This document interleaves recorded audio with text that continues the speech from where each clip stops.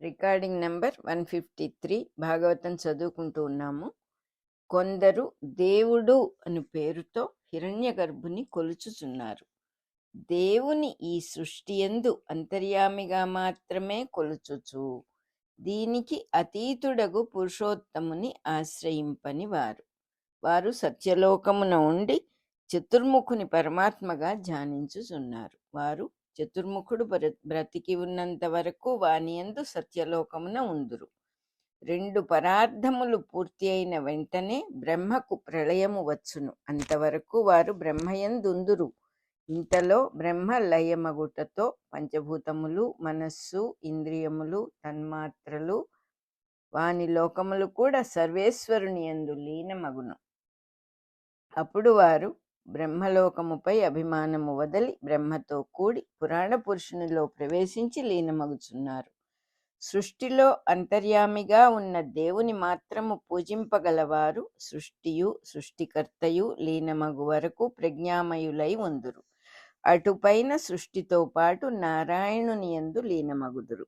దీనికొక ఉదాహరణము, మన భూమిపై ఒక మహానుభావుని దేహమున ఎముకలలోనున్న సున్నము కూడా మహానుభావునితో పాటు గౌరవింపబడును. అతడు దేహమును వదిలిన వెనుక అది భూమిలోని ఖనిజముల యందలి సున్నముతో కలియును. ఖనిజములలోని సున్నమట్లుగాక ఎందరో మహానుభావుల ఎముకలుగానైనను సేవ చేయగలదు. భూమిలోని సున్నము వంటి వారు పరబ్రహ్మమును ఆరాధించువారు. మహానుభావుని ఎముకలలోని సున్నము వంటి వారు హిరణ్యగర్భుని ఆరాధించువారు. ఈ భేదము తెలియుటకే భగవద్గీతలో పురుషోత్తమ ప్రాప్తి యోగము ప్రసాదింపబడినది. కనుక నీవు సర్వజీవుల హృదయ పద్మములందున్న పరబ్రహ్మమునే సర్వభావములతో శరణాగతి చేయుము. అతని అనుభవము ఎల్లెడలా వినబడుచుండును. వాక్కును ఉచ్చరించి విన్నచో అతడే వాక్స్వరూపుడై వినబడును.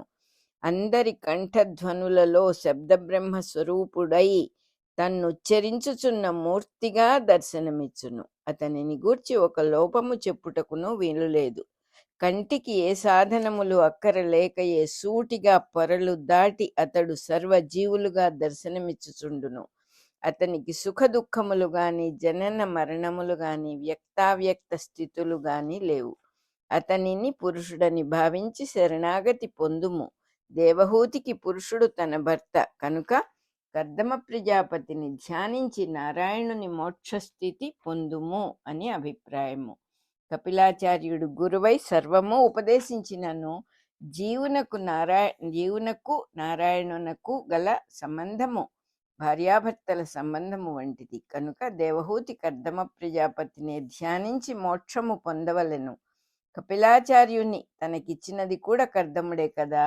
దైవము నందించువాడే గురువు. స్థావరములకు జంగమములకు కూడా అంతర్యామి అయి శబ్దబ్రహ్మమూర్తిగా వినబడు వేదస్వరూపుడై అన్నిటికీ అతీతుడై ఉన్న పరబ్రహ్మమునే సేవింపుము. యోగీంద్రులు, సనక సనందనాది కుమారులు, సిద్ధులు, మునులు, దేవతలు వానినే పూజింతురు.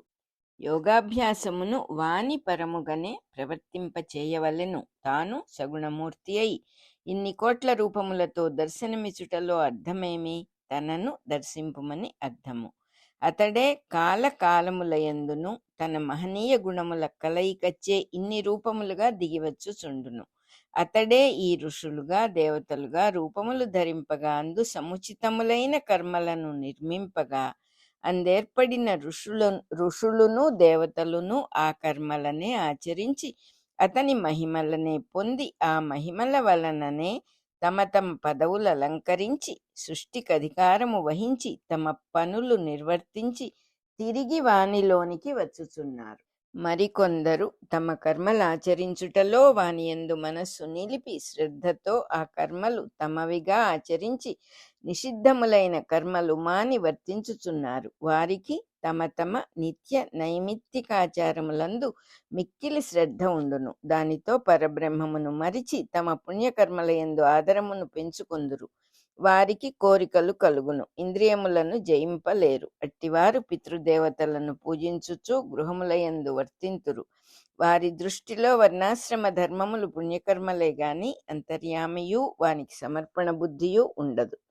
వీరిని త్రివర్గ పురుషులు అందురు. త్రివర్గ జీవులనగా ధర్మార్థ కామముల సమన్వయమే గాని మోక్షమెరుగని వారు. పితృగణములను పూజించుట అనగా కామ్యయజ్ఞముల చేతను, పుష్టి అయిన ఆహారము చేతను, ఔషధాదుల చేతను పుంసత్వమును కాపాడుకొని స్త్రీ సుఖమున ఎక్కువ సంతోషం అనుభవించి బలిష్టమగు సంతతిని పొందుట. అట్లు కాక సర్వాంతర్యామి అయిన నారాయణునకు శరణాగతి చేయవలెను. అతనిని భజించి ధ్యానించి వాని కథలు వినుటమాని వివేకము లేనివారు దుష్కథలనేకములను విని సంతోషించుచుందురు. ఎవరి రుచి వారిది. ఊరపంది నేతితో చేసిన తీపి వస్తువులు భక్షించునా దాని బుద్ధి మలము వైపునకే లాగుచుండును. నారాయణుని కథలనగా అవతారముల దివ్య వృత్తాంతములు, మహనీయుల జీవిత చరిత్రలును. దుష్కథలు అనగా చెడ్డవారి కథలు. వీరినెవరు చెప్పుకొందురని సందేహపడరాదు. వాడి చెడ్డ పనులు చేసెను చూచితివా? ఆమె ఎట్టి పరిస్థితులలో భర్తను విడిచి మరి ఒకని వెంట పోవలసి వచ్చెను. ఆ ఇంటిలో అత్తాకోడండ్రకు పడదుట అని చెప్పుకొనుటలో సంతోషము పొందువారు కలరు. ధూమ మార్గమున సాధన చేసిన వారు పితృలోకమైన చంద్రలోకమును పొంది నివసింతురు. అచ్చట తమ పుణ్యములు ఖర్చయిపోగా మరల తమ బిడ్డలకు పుట్టి గర్భనరకము మొదలు యమనరకము వరకును అనుభవించి మరల కర్మఫలమును అనుభవింతురు. కనుక ఈ మార్గములు చూచి సర్వభావములతో పురుషోత్తముని మనస్సున ధ్యానింపుము. జనన మరణములు లేని మోక్షస్థితి లభించును. సర్వభావములనగా తల్లిదండ్రులుగా, అన్నదమ్ములుగా, ఆలుబిడ్డలుగా, అధికారులుగా, సేవకులుగా అన్ని సంబంధముల యందును వానిని ధ్యానింపవలెను అని అర్థము. వాసుదేవుని యందు అభ్యసింపబడిన భక్తి యోగము వైరాగ్యమును జ్ఞానమును కలుగచేయును. వైరాగ్య జ్ఞానముల కన్నా పరబ్రహ్మ సాక్షాత్కారమునకు వేరు సాధనములు లేవు. భక్తితో భగవంతునికి సమర్పింపబడిన చిత్తము ఇంద్రియ వృత్తులయందు భగవంతుడుగానే వర్తించును. బాహ్య ప్రపంచమందలి ఇంద్రియార్థముల యందు వర్తించుటలో సమపాళముగా ఉండును. ఎక్కువగాని తక్కువగాని వర్తింపదు. ఎక్కువగా వర్తించుట అనగా స్నేహములు, స్త్రీ సుఖాదుల యందు వర్తించి దేవుని అస్తిత్వమును తన అస్తిత్వమును కూడా మరచుట. తక్కువగా వర్తించుట అనగా మౌనమని మాట్లాడకుండుట, మితభాషిత్వమని మూతి బిగించుట, జ్ఞానమని మొగము ముడుచుకొనుట, ఆచారమని కటిక నేలపై పరుండుట, శరీర శిక్షణమని రుచిలేని పదార్థములు తినుట, వినయము అని తన్ను నిందించుకొని పలుకుట, తన నమ్మకములని నాలుక పీకికొనుట మొదలగునవి. ఈ మనస్సునకు ప్రియమైనది అప్రియమైనది ఉండదు. మనస్సునకు అంటున్నది ఉండదు. అందరి యందును వాసుదేవుడే కనిపించును గనుక సమదర్శనముండును. అసహ్యించుకొనున్నది అభిమానింపబడునది ఉండదు. తనలో నిండి ఉన్న ఆత్మచే అన్నిటినీ దర్శించుచుండును కనుక ఆత్మనే దర్శించును. అట్టివానిలో దేవుడే తన జ్ఞాన రూపమున తన రూపమున ఉండును. ఆ దేవుడే ఒక్కడై ఉన్నను. చూడబడువాడు, చూచువాడు, చూచుటకు ఏర్పడిన ఇంద్రియములుగా మూడు రూపములలో దర్శనమిచ్చుచుండును. సమగ్రమైన యోగాభ్యాసము చేసిన వానికి కలుగు దర్శనమిది. విషయముల నుండి మరలిన ఇంద్రియములకు నీచ గుణములు ఉండవు. వాని మనస్సే జ్ఞానము. దర్శింపబడునది నీచ గుణములకు తావులేని పరబ్రహ్మము. కంఠమునందుండి వెలువడు శబ్దమే భాషలుగా అర్థములుగా వినబడుట మనస్సు చీలుట వలన కలుగును. శబ్దమే అర్థముల ఆకారము ధరించును. అహంకారము త్రిగుణముల వలన 3 అహంకారములుగా పనిచేయును. పంచభూతముల వలన 5 అహంకారములుగా పనిచేయును. చర్మమున పుండు పుట్టినచో నాకు పుండు పుట్టినదని చెప్పుట పృథ్వీతత్వమైన అహంకారము. మూత్రమున వ్యాధి ఉన్నచో నాకు వ్యాధి ఉన్నది అనుట జలాహంకారము. జీర్ణవ్యాధి కలిగినప్పుడు నాకు జబ్బు ఉన్నది అనుట అగ్నితత్వ అహంకారము. శ్వాసకు దోషము కలిగినప్పుడు నాకు జబ్బు ఉన్నదనుట వాయుతత్వాహంకారము. కంఠధ్వనికిని వినుటకును వ్యాధి కలిగినప్పుడు నేను మాట్లాడలేననియు నాకు చెవుడు వచ్చినదనియు పలుకుట ఆకాశ అహంకారము. ఇంద్రియముల రూపమున 11 విధములైన అహంకారములుండును. కన్ను సరిగా పనిచేయనిచో నేను చూడలేకున్నాను అనుట.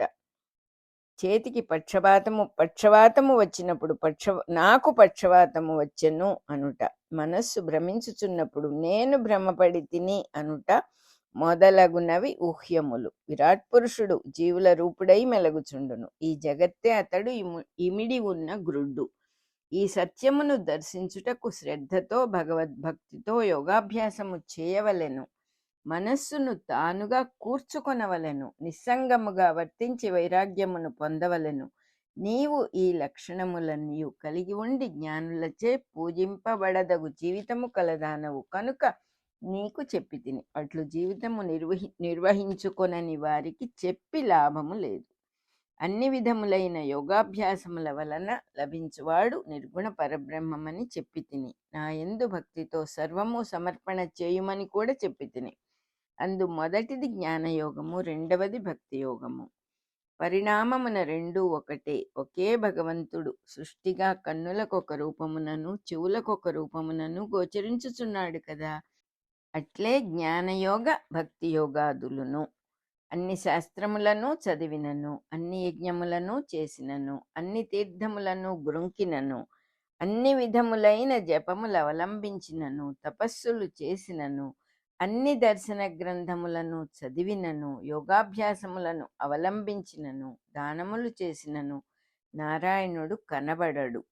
వెలుపలికి పోవుచున్న ఇంద్రియములను మలచి మనస్సును జయించి సకల కర్మలను సమర్పణ చేసి ఆత్మతత్వము నెరిగి వైరాగ్యం అభ్యసించి ఫలితములను అపేక్షింపక స్వధర్మమాచరించుచుండునట్టివాడు మాత్రమే దుర్గుణములను విడిచి హరిని దర్శించును.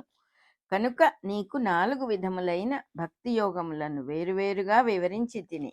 ఆర్తితో బాధల నుండి విముక్తికై అభ్యసించు భక్తి, కారణములను తెలుసుకొనగోరిన భక్తి, ప్రయోజనముల కొరకు ఏర్పడిన భక్తి, జ్ఞానభక్తి అనునవి 4 విధములైన భక్తులు. జ్ఞానమనగా నేను అని గీతలో కృష్ణుడు చెప్పెను. నాది అనబడు సమస్తమును సమర్పణ చేసినప్పుడే నేను లభింతును. నా సంకల్పము జీవులయందు సృష్టి స్థితి లయముల రూపముగా ఉండును. అవిద్యలో పుట్టిన కర్మలచే నిర్మించుకొనిన జీవుని మార్గములు అనేక విధములుగా ఉండును. జీవాత్మ అవిద్యయందు కర్మయందు ప్రవర్తించి తానిట్టివాడనని తెలియక మెలగుచుండును. ఇది సాంఖ్యయోగ ప్రకారము. ఇది మిక్కిలి రహస్యమైన విషయము. వివరించి చెప్పినను రహస్యముగానే దాగి ఉండునని అర్థము. దీనిని దుష్టునకు, నీతి లేని వానికి, అర్థము చేసుకొనలేని వానికి, దురాచారునకు, డాంబికునకు, ఇంద్రియలోలురకు చెప్పవలదు. భార్యాబిడ్డలు, ఇల్లు, ఆస్తి మొదలగు వానికై ఆసక్తితో తిప్పలు పడుచున్న వానికి చెప్పి లాభము లేదు. భగవద్భక్తి లేని వానికి, భక్తులను ద్వేషించువానికి చెప్పవలదు. రికార్డింగ్ నెంబర్ 153 అయిపోయింది.